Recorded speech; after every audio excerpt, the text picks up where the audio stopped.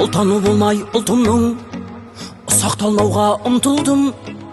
Құлы болмаған құлқынның пейілі қымбат жұртымның. Мен қазақтың ұлымын.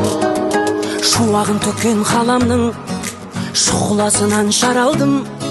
Миллиондарға сатылмас мейірі қымбат анамның. Мен қазақтың ұлымын.